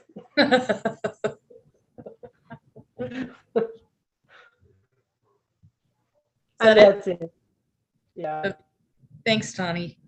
A couple things from me. I did attend the USU visitation with Luke and Kaylin and Ben. That was very interesting, and just put it on your calendars. There's going to be on April 1st at 3:30 the ribbon cutting for the new facility, and I'll be working with Lisa and Ben and Carly on a time capsule that they're going to be burying outside of the facility, and that will be dug up in 50 years. I mean, imagine. They've also asked that I write a letter to the mayor that will be the mayor in 50 years. So that, we all probably won't be around in 50 years to know what the reaction will be, but it's kind of fun, the idea of a mayor in the future getting a letter from a mayor from today. I also met with the Moab Free Clinic and the Department of Health. They've acquired the old USU building, and they're in the process of getting funding to remodel that building. And so we kind of brainstormed about ideas, who would be the entity. I think Grant County would be the entity to sponsor them at CIB for some funding. We talked about perhaps not going to CIB, more conversation on that. And then they'll be presenting, Tawny. I think we're going to have them at our healthcare special service meeting in April. Ronnie mentioned. Are we having them at city council in April too? I hadn't thought about that. That's what I wrote you the email about. I thought you were talking about healthcare special service. Okay. Yeah, that's a possibility. I think it's a good idea to have them come back to us and let us know what's going on with them. And then Ronnie mentioned a appointment to the Mill Creek Community Collaboration, I believe is the name of it. I like the idea of Annie being involved in that. I think that's a good suggestion, but if any council members are interested, let me know, and we can make sure that you participate in those meetings. And also USU is looking for an advisory board member, and it's really important for us to participate in that. How that works though is that I would make a recommendation, and then the president of USU would actually make that appointment. So if anybody's interested in serving on that advisory committee, please let me know. If I don't hear from anybody, I'll reach out to a couple of you guys and see if you may be interested. When are their meetings? You know, Leanne is supposed to reach out to me. So when I hear from her, I'll forward that on to everybody, and then we can go from there. So anyway, that was that. I also met with Joel Brown, who is Senator Mike Lee's local representative, legislative representative. And Senator Lee is proposing some legislation at the federal level called the Housing Act. And I think they wanted my input on that because housing, of course, as we all know, is an issue here. The proposed legislation is to allow the local entities, county and cities, to purchase BLM land that's next to a community to use for housing projects.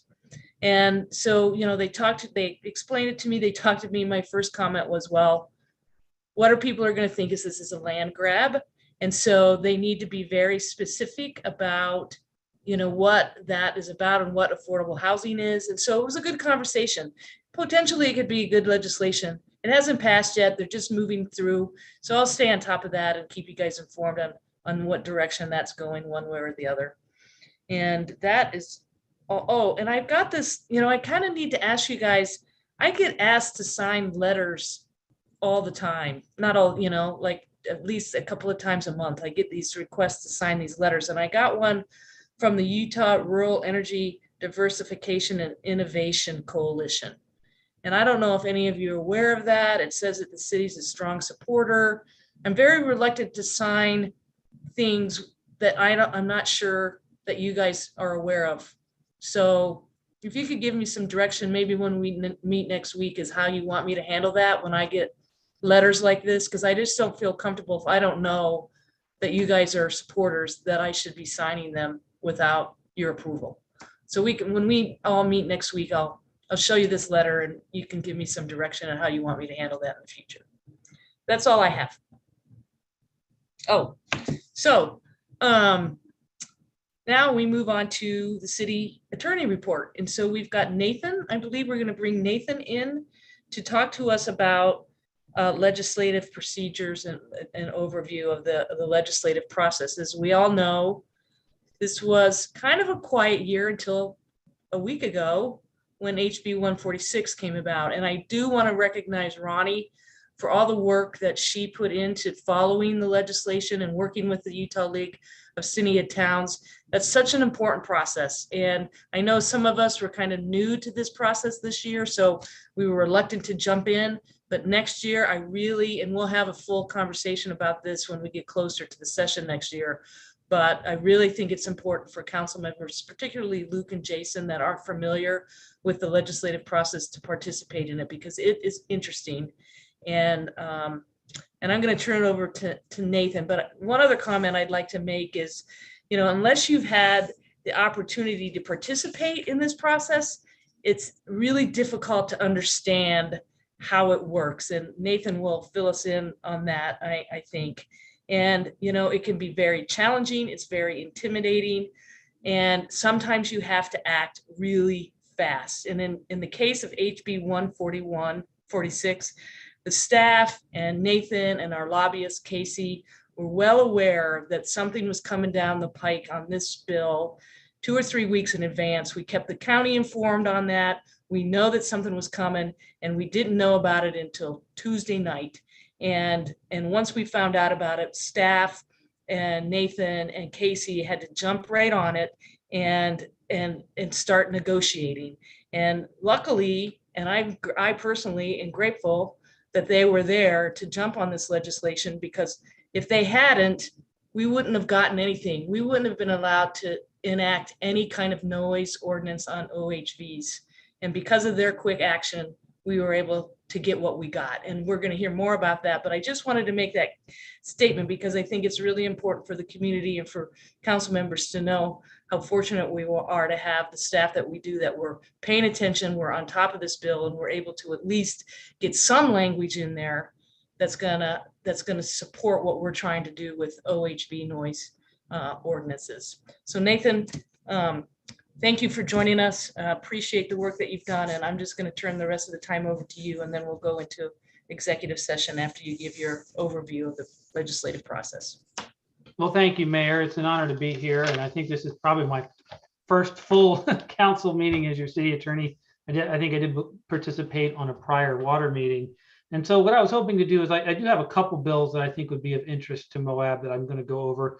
Casey is actually going to be joining us a little later. I think he's should be joining us any minute. So what I'd like to do is go over maybe some of these other bills first, and then when Casey joins, we can go into HB 146. But I'm a city attorney, I'm a municipal attorney, but I'm also kind of a what I consider a minor league lobbyist, in that I lobby as an extension of my city attorney work. Casey is what you call a major league lobbyist.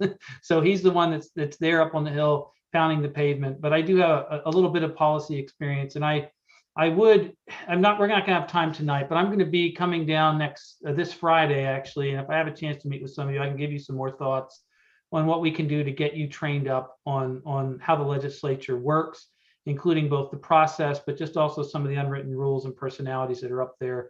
Ronnie and I had a chance to discuss this a little bit on Friday, and I hope to have a greater chance, and I think Casey probably would too, to get the council trained up on how to work on legislative issues. And I do have some ideas on how we could potentially make sure that we have the best type of coordination between the staff and also the council. So with respect to the legislation that we've seen this session, it was a pretty busy session, as I think some of you who have been on the council for a while know that there is kind of an increasing tendency from the legislature to really take a close look at what local governments are doing and to pass, in some cases, restrictive ordinances that tie our hands a little bit on local control, and this session was no different. The first bill I want to go over is a bill called HB 303. This is a bill that's focused largely on, it's a land use bill. I think the most notable language in this bill is that it prohibits cities from requiring affordable housing as part of a land use approval process. You may have talked about this a little bit with your land use attorneys earlier in the meeting. I know you had some discussion with them on an ordinance they're working on. I'll defer to whatever they said there, but this bill would prohibit cities from requiring affordable housing, which in the term used in this bill is moderate income, which is defined as anybody that's 80% or below a normal income for an area. What it does do instead is it says that we can enter into agreements or otherwise incentivize developers to provide moderate income. My concern with that is it again puts almost all the costs of providing moderate income housing on the backs of the city and the public. Related to that in this bill, and this is something that we're going to have to work on, I assume your land use attorneys will be doing this, is we're going to have to amend our general plans to account for, actually, I'm sorry, that's the next bill. That's HB 462. HB 462 is a kind of a related companion bill to HB 403. It's also focused on moderate income housing. It's going to require us by October 1st of 2022, every municipality that has more than 5,000 people in it, which Moab barely does, will need to amend their general plan to include a moderate income housing element. This was we've had similar requirements before. There was legislation passed a few years ago called SB 34 that did this. What's different this time is it sets forth a number of specific strategies, that basically a menu of options that we have to choose from. We have to choose 3. And so we'll need to amend our general plan to pick one of 3 of these 11 strategies, and then we'll have to annual reporting each year by October 1st on how we're doing with moderate income housing. Some of these ideas are good. I don't think any of them are necessarily bad, but the trend is that most of these would put the cost of providing affordable housing on the city and the public. You know, some of these examples are investing in infrastructure that helps facilitate the construction of moderate income housing, waiving fees, waiving impact fees, using general fund subsidies to waive fees, converting currently uninhabitable housing into moderate income housing, amending, doing away with parking requirements in certain areas, eliminating impact fees for external accessory dwelling units. There is another related provision back in HB 103 that would prohibit us from charging impact fees for internal accessory dwelling units. As you may recall, last year, the legislature passed HB 82. That was a bill that required all cities to allow internal accessory dwellings, basically basement apartments, accessory dwelling units that were built within the footprint of an existing home in a single family zone. So those are all now by statute permitted uses. This language would further clarify that we can't charge impact fees for that. That's kind of a minor concern in my mind, because I have an accessory dwelling unit myself. It's been a good investment, but you know, it does include an impact. When I have it rented, it's more water and more use. And if you have a lot of internal accessory dwelling units, which I think could theoretically happen in Moab, where you have a lot of interest in that sort of thing, you could see some cumulative impacts. So a couple other quick things on those 2 bills. There are also some changes to how the annexation process will work. Mainly some language that clarifies that the only people that have standing to challenge an annexation petition are the people in the area that is proposed to be added to the city's municipal boundaries. It removes standing for citizens that live within city. So for instance, if you had an annexation petition in Moab that the city council approved, citizens who lived within Moab's current boundaries couldn't challenge the city's decision to approve the annexation petition. So in some ways, it makes it easier for you that you can approve an annexation petition without being worried about getting challenged from your citizens. On the other hand, it does kind of remove the public voice a little bit. This has been a piece of legislation the development community has been seeking for a long time, because they felt that there is a certain element of NIMBYism that opposes annexation. So there are pros and cons to that, but that is, I think, a significant change from what we've seen before. So those are just kind of some quick bullet points on what I see as some of the more significant land use bills that we've seen this session. HB 146, in addition to the ATV aspects, which I want to do at the end, also has a number of business licensing restrictions that the ATV part is just one part of that bill. The first part is really kind of targeted at food trucks. And so it limits our abilities to require a business license for a food truck if that food truck is already licensed by another local government entity. So in your case, you don't have a whole lot of surrounding municipalities, but a food truck that has a business license from Salt Lake City could come down, operate in Moab, wouldn't have to get a license from you. They would still need to get a local health department permit from somebody, as well as a fire inspection, and those certificates would need to be there displayed in the food truck. But we wouldn't be able to require a permit in addition to another business license that they have. I can see some wisdom in that. Obviously, if you have a food truck, you're going from city to city, and it could be hard to get multiple permits, but it does limit our local control there. It also limits our ability to require certain qualifications for food truck employees, including criminal background checks. The statute does allow us to require criminal background checks annually for ice cream truck operators.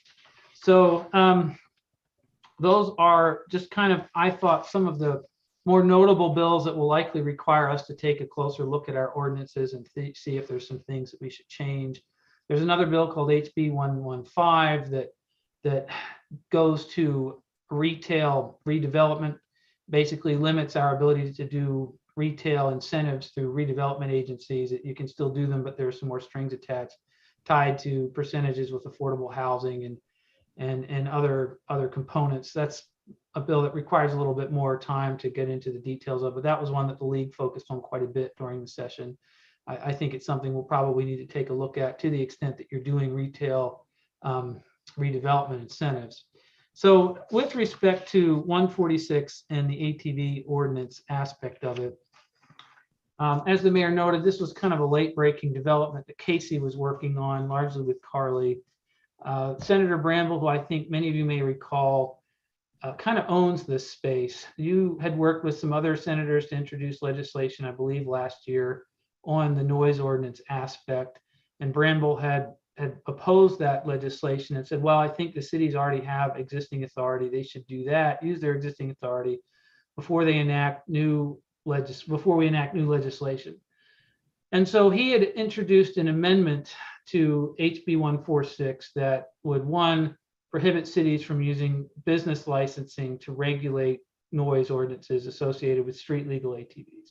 And the other part of the original version of his substitute was written very broadly. I don't think it was his intention, but it was written so broadly that it would have prohibited all municipalities in Utah from really regulating any aspect of ATVs.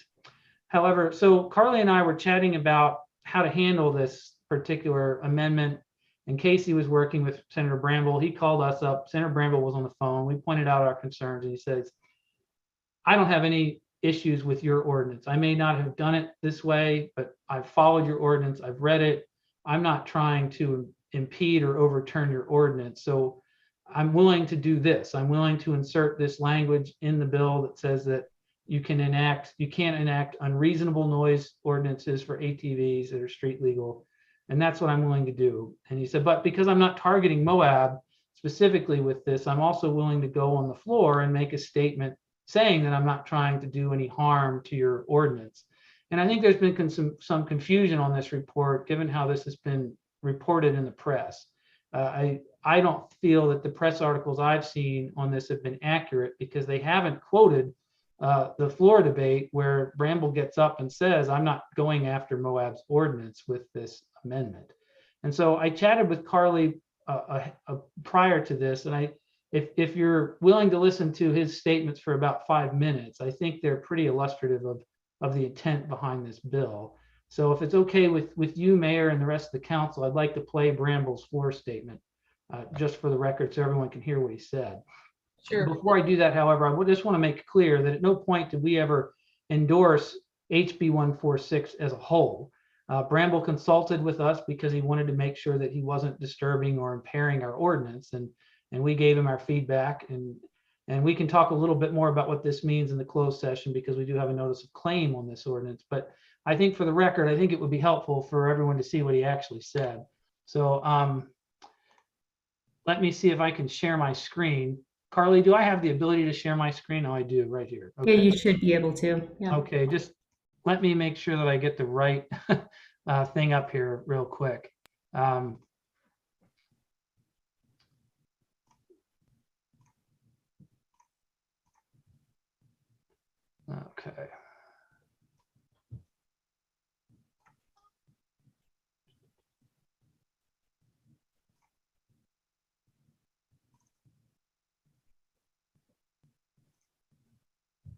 Okay, can you see, you should see a video screen. Can everyone see that? Okay. Yes.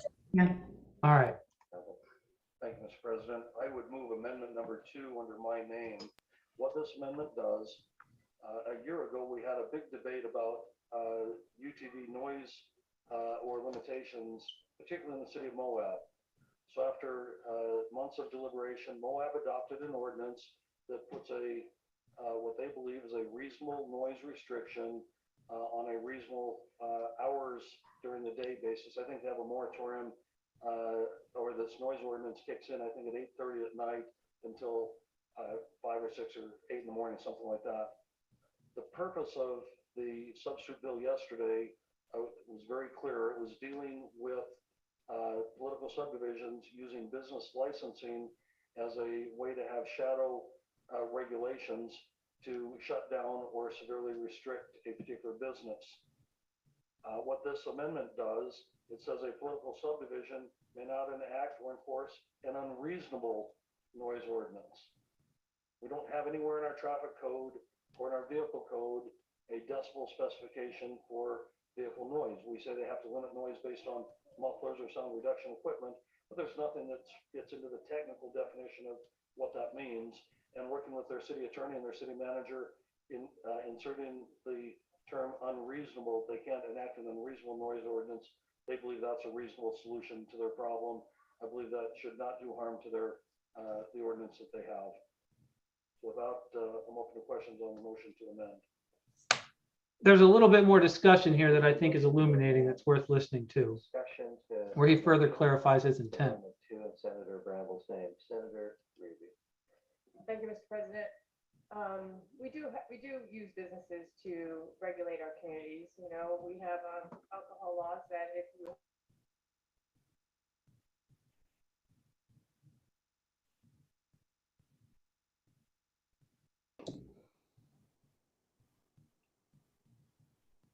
I don't know that I can hear it anymore, Nathan. Can anyone else?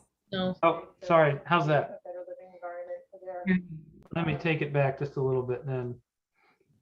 Is what Senator Reedy makes some comments and he responds in a way that's supportive of our ordinance. So after months of deliberation, Moab adopted an ordinance. Let me skip ahead just a little bit here. They have. So without, I'm open to questions on the motion to amend. Thank you. I have a motion to amend. Discussion to the motion. It's Amendment 2 in Senator Bramble's name. Senator Reedy. Thank you, Mr. President. We do use businesses to regulate our communities. You know, we have alcohol laws that if you have a person in your business that's drinking and you get caught serving minors too frequently, your business is fined. We do use our businesses to regulate many things. So I think that this community used whatever they could to create a better living environment for their constituents, and I think that we should reject this amendment. Thank you. Thank you. Seeing no further discussion, Senator Bramble, any summation? I appreciate Senator Reedy's astute observation that cities observe state code and the limitations enacted in state code for regulating businesses. Alcohol is prescribed in code what cities and political subdivisions can do and can't do in terms of regulating businesses. As is the case with other regulated businesses, they all comply with those restrictions as authorized by state statute. That's what this bill does. Thank you, Mr. President. Thank you. I'll place the motion to amend. The motion is Amendment 2 in Senator Bramble's name. All in favor say aye. Any opposed? Roll it motion. We call it again. All in favor say aye. Aye. Any opposed? Roll that motion passes. Bill is amended. Senator Bramble, now to the bill. You know, it's interesting, voting no against this amendment says, I guess they oppose the reasonableness of Moab's noise ordinances. I'm open to questions now on the bill. So that was the clip I wanted to share. And I think that's the part that has, I think, been missing from the press reporting is Bramble's intent with this language was not targeted at our ordinance. And my understanding, Carly, is we haven't enforced it yet even, but it was more targeted at an approach which uses business licensing to regulate these noise ordinances. So that was his intent with the language. It was never targeted at us. We did our best to ensure that it preserved our ordinance, which I think it does.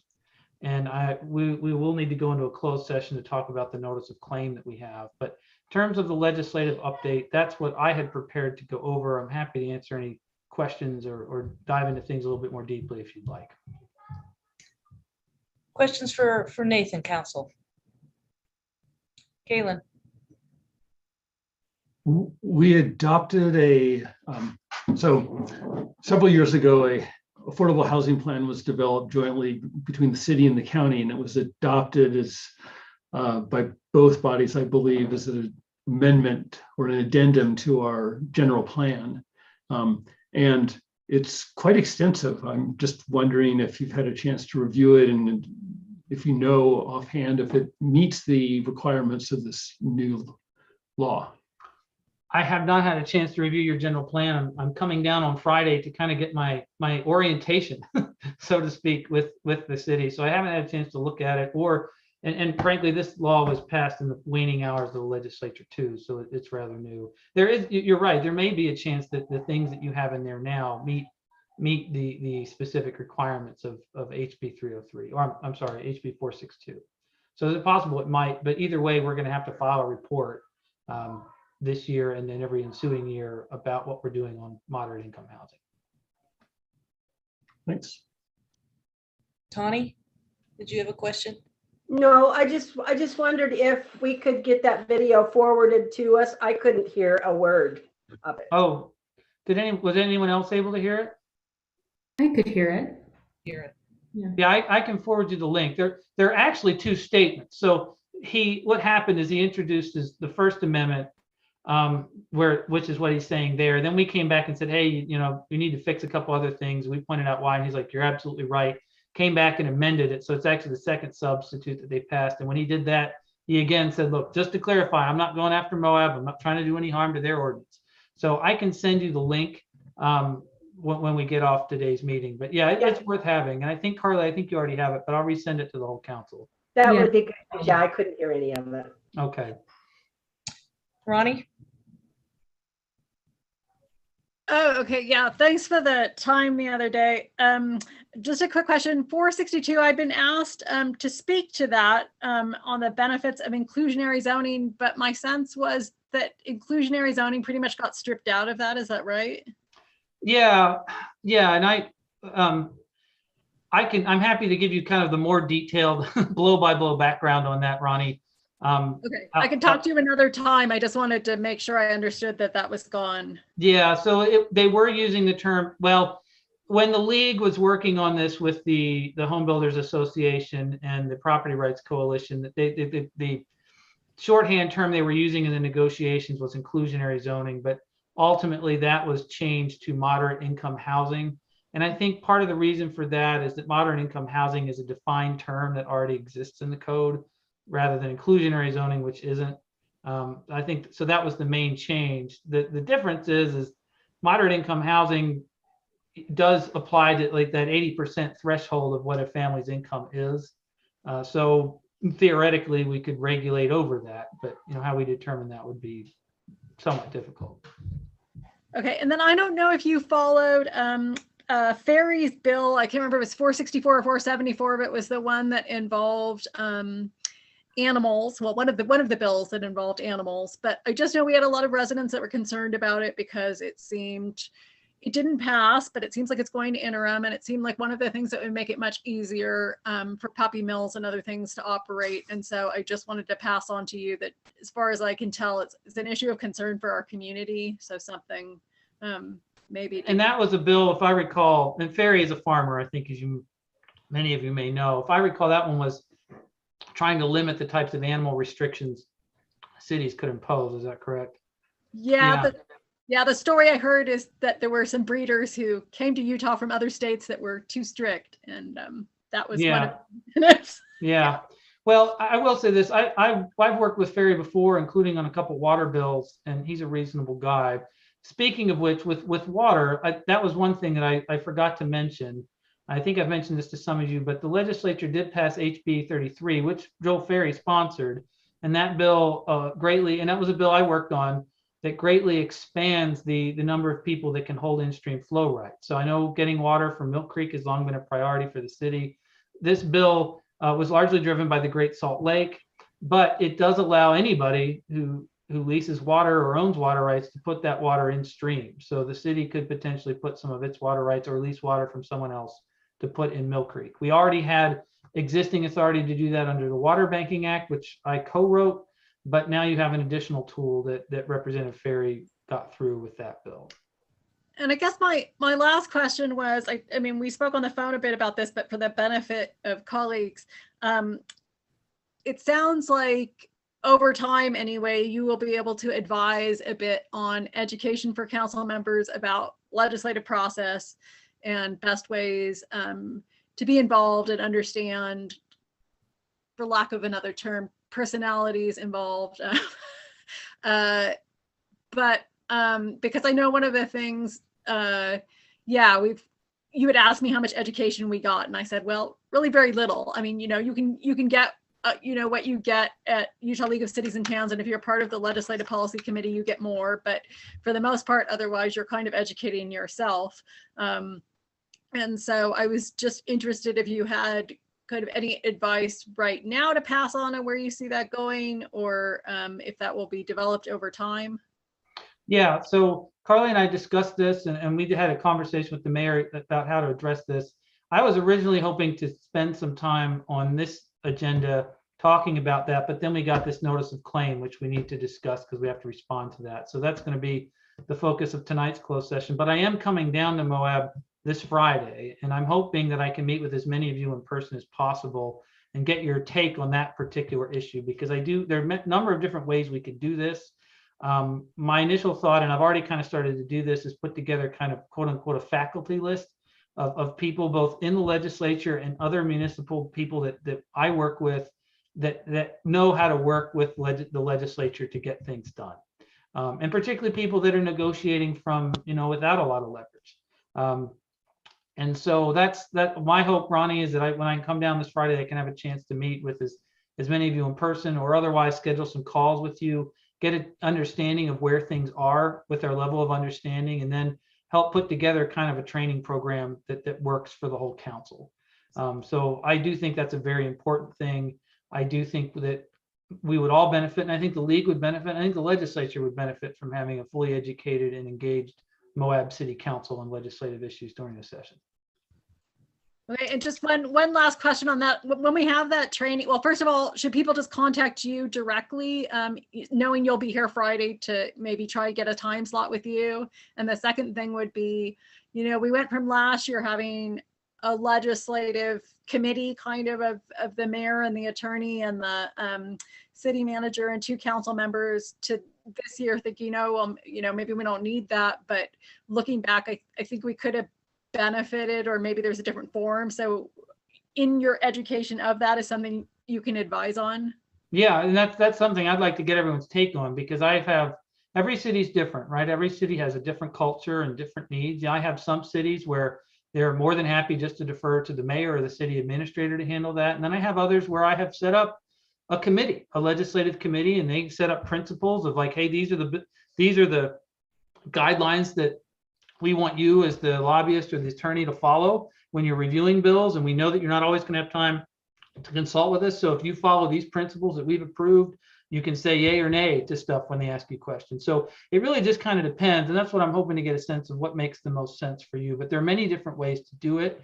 There is no right or wrong approach. And I think in terms of scheduling time with me, Carla, I think you're putting together kind of an itinerary, if I'm not mistaken, correct? Yeah, that's right. I think we're dedicating the afternoon for city council members and the mayor to spend with Nathan, and he's going to be with staff in the morning. So I guess I would, if you have time on Friday to chat with me, contact Carly. But if not, I'm more than happy to chat with any of you over the phone. Feel free to give me a call at any time to discuss these types of issues. But I will say this: I represent a lot of municipalities and a lot of local government entities, and at the end of the day, this really is about personalities, and you got a sense of a little bit of Senator Bramble's personality and the things that are important to him and his perspective. And I think what got him prompted here wasn't our noise ordinance. In fact, he said, I've listened to your ordinance, I followed the whole process, I read it, I probably wouldn't have done it this way, but I didn't think your ordinance was necessarily unreasonable or something that warranted legislative intervention. So, his focus was more on the business licensing tool being used to regulate. And that's, I think, in part because he's a small business owner.